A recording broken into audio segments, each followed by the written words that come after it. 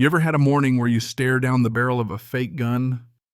Two idiots in Halloween cop costumes screaming federal firearms violation while waving plastic badges they probably ordered off the internet.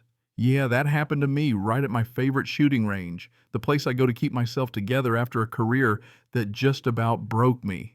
See, our HOA president, Elizabeth Jones, decided she was queen of Sunny Meadows and thought she could run me out with cheap power games.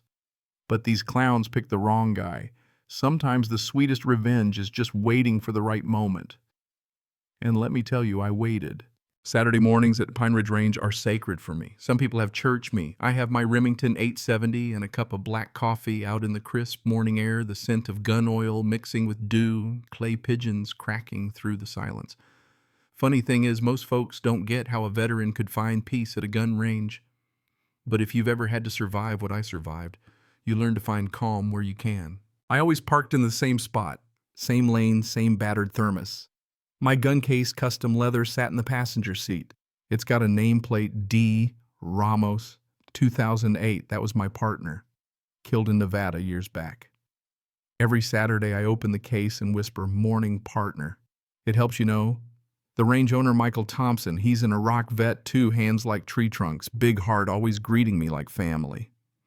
Only guy I ever told the full story. He never pressed me, just understood. When I step onto the range, muscle memory takes over. Load shells, check safety, sight down the barrel. I spent 20 years in the FBI chasing organized crime weapons runners, all that. Even in retirement, I catch myself scanning for threats, cataloging plates, noting exits. Michael laughs. You still check every corner?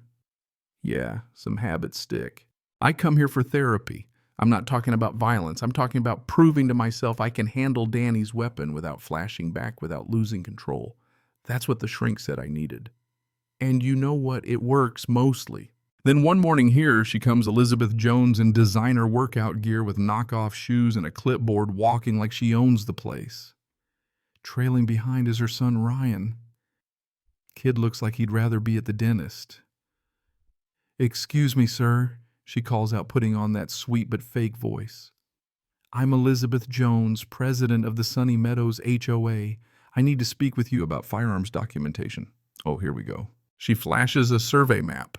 No real stamps, amateur pen work, outdated boundaries. Tries to hit me with community safety protocols. I keep my voice calm but firm. "Ma'am, this is private property. HOAs don't control what happens out here." She pushes anyway, waving the map, pointing out so-called restricted zones. It's a scare tactic, nothing more. But she keeps eyeing my gun case like the leather itself offends her. HOAs have no legal authority over lawfully owned firearms, I tell her. Maybe check with a lawyer next time. For a second, her smile cracks. Then she pulls out a folder marked Thomas White Background Investigation, my full name. That's when the game changes. Tuesday, she's back. This time she brings a black SUV with neighborhood safety unit painted on the side, Ryan lugging folders. She tries to do a fake audit, shoving binders at me, full of Wikipedia printouts and bar graphs from random websites. "Ma'am, this isn't an audit. I say it's a collage." She leans in. "Then maybe you can explain why your name shows up in Nevada records." Ryan looks like he wants to crawl under a rock. She moves toward my gun case, "Ma'am." "Step back, you have no authority here." She perks up. "Evidence." That's an interesting word.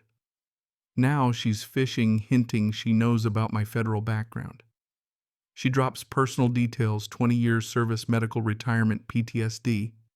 I keep it together, reminder that accessing my records is a federal crime. She grins, public service records are accessible, but she knows she's pushing too far. By Wednesday, it's escalated. My front door is plastered with citations, grass height, mailbox color, recreational activity. All signed by a community safety board that I'm pretty sure she made up that morning. Neighbors keep walking past, making notes, snapping photos.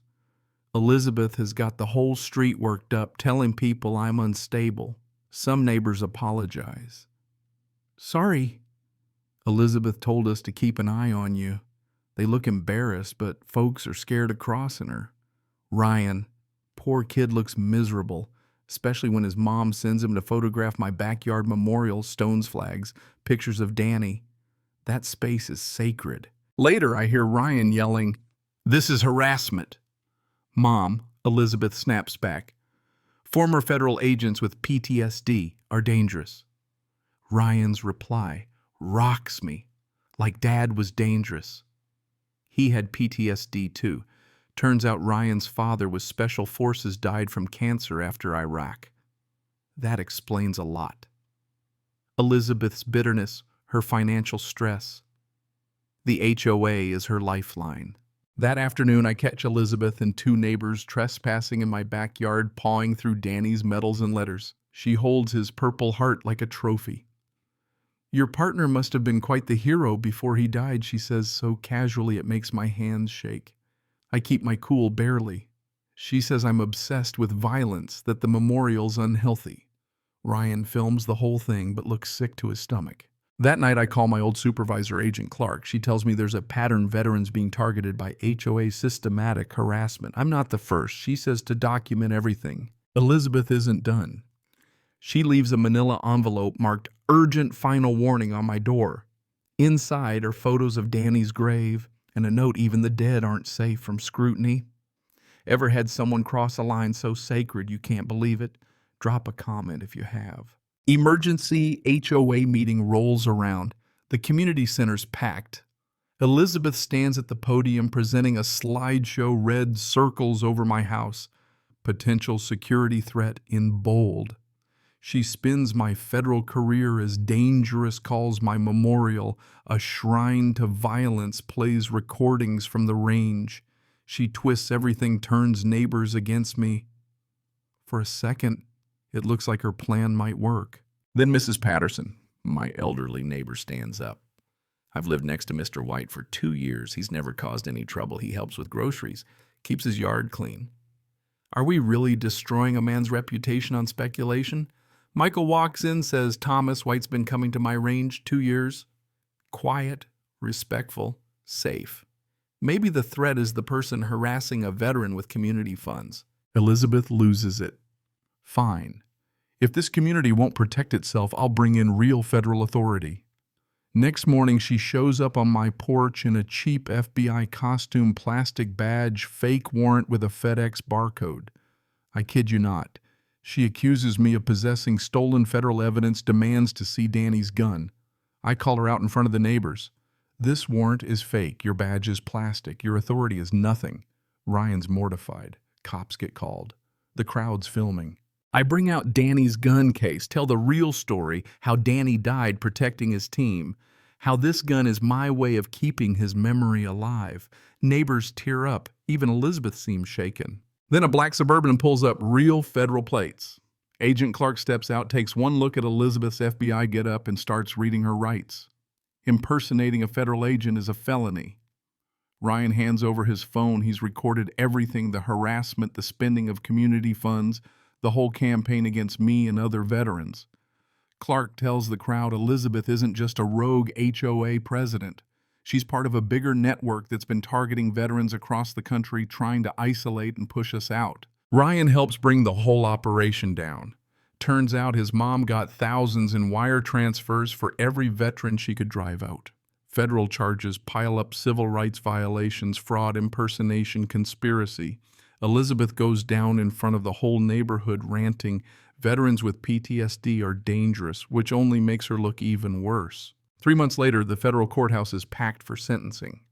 Judge Martin himself, a veteran, gives her the works: 5 years in prison, banned for life from any leadership role, ordered to pay restitution and therapy costs for every vet she harassed.